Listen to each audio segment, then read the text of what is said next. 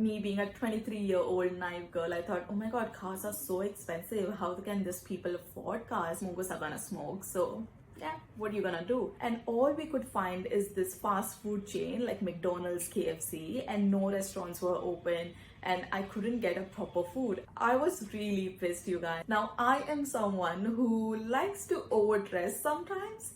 Yes, I know. I always had in the back of my mind that if I take a year's gap, it won't look good on my resume. I only worked for 6 months when I was in India, and then I took a gap here and moved to Sydney.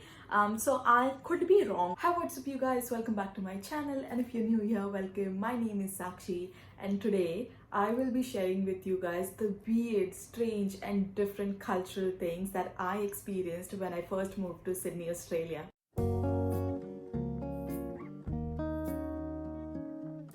So recently I completed 5 years down under. Yes, 5 years. Time flies, you guys. I'm telling you. I can't even believe it's been 5 years since I've moved. So when I got this Facebook memory, I guess, I started thinking about the older version of Sakshi, the things that I first, when I came to Australia, felt strange, but now it comes so naturally to me, and I thought, why not make a video? So if you guys are planning to come to Australia even for a visit, then these are some of the things that you may also find a little bit strange, different or weird in your trip here. So yes, without any further ado, let's jump into the video. So the first cultural shock that I experienced when I first moved to Sydney was everything here closes by 9 or 10 p.m. Even in downtown, like CBD area. Coming from Mumbai, where we say that city never sleeps, it was really hard for me to adjust to this environment. I distinctly remember my very first day, I landed around 10 a.m. and I was so tired that I crashed, and then woke up around 5:30, and then me and my friends, we went to have lunch, like late lunch. So obviously we weren't hungry during the normal dinner hours. So we decided to take a stroll around 12 a.m. or 1 a.m. at night, and I got hungry.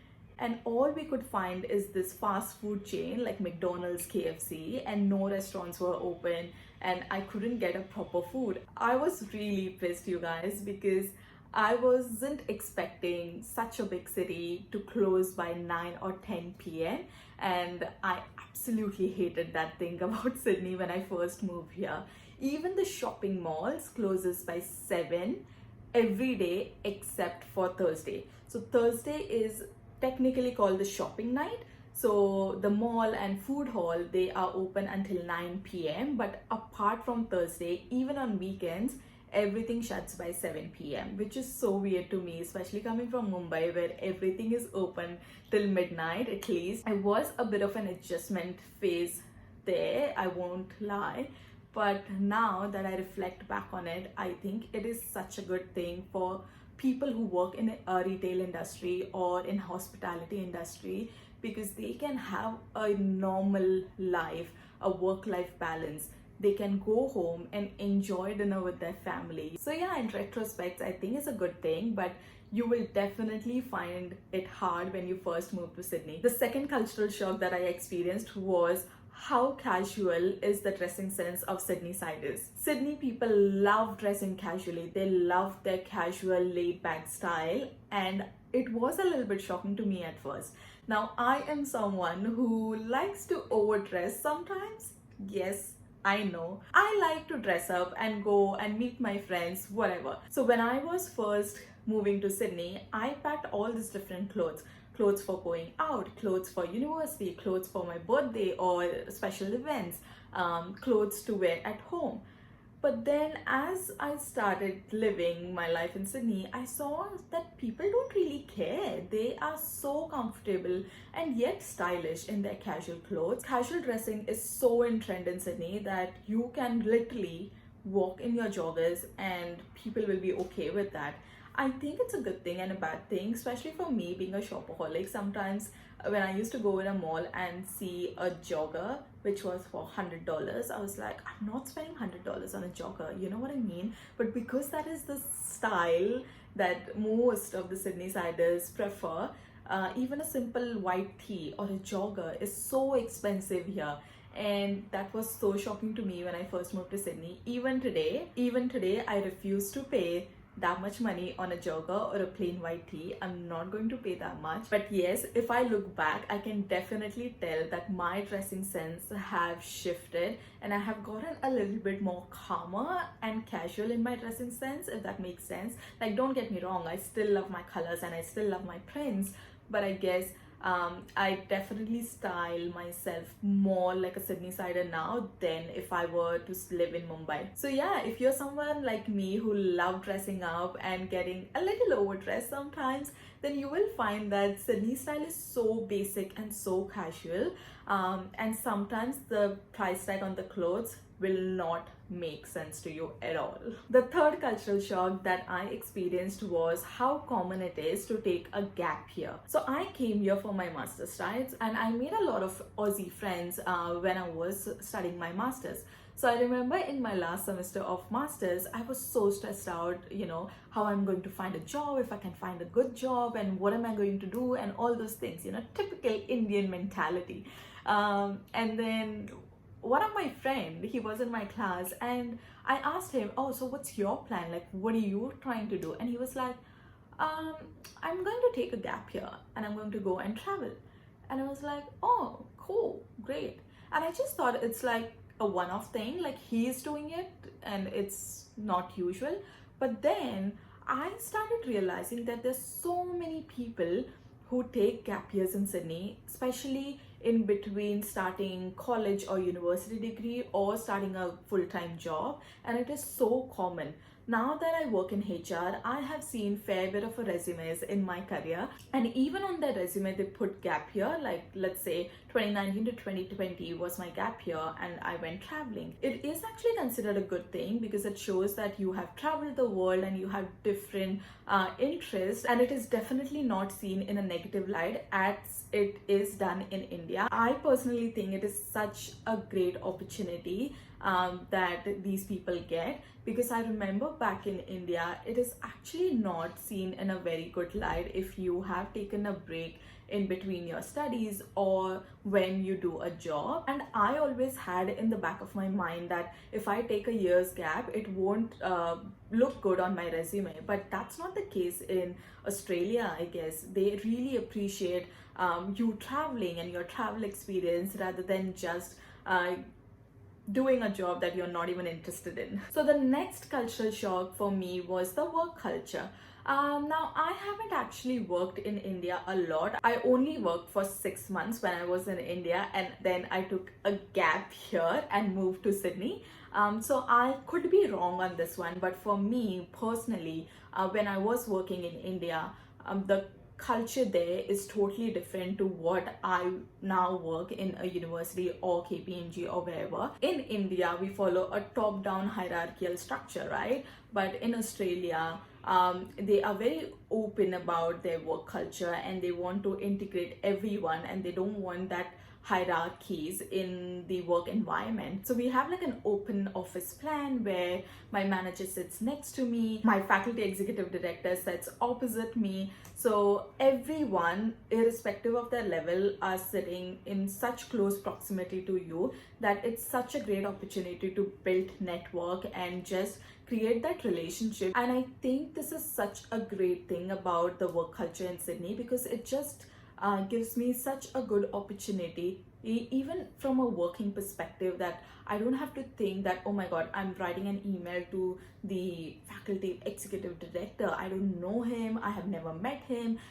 It's just so easy because I have spoken to him. You grab a coffee with them, you speak to them during your lunchtime, and it just makes your job so much easier when you just know them, irrespective of the title. So I personally think the working culture in Sydney is definitely better. The next cultural shock for me was the mode of transportation that people like to use here. In India, you will see tons of bike.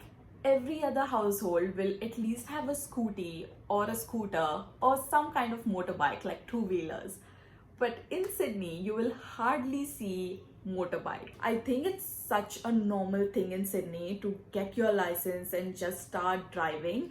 I have friends from all different ranges of ages, and they have started driving ever since they were 17 or 18, And it was a little shocking to me when I first moved to Australia because obviously, me being a 23-year-old naive girl, I thought, oh my god, cars are so expensive. How can these people afford cars? And why aren't people riding bikes in Sydney? Like, what's wrong with them? Now, I don't know how much a car costs in India or even in Sydney, but I know that the second-hand car are so cheap. Like, you can get a good second-hand car for as little as 3 lakh rupees. And that's why I think people can afford it and they want to ride cars instead of a bike in Sydney. The next cultural shock that I faced was the coffee culture.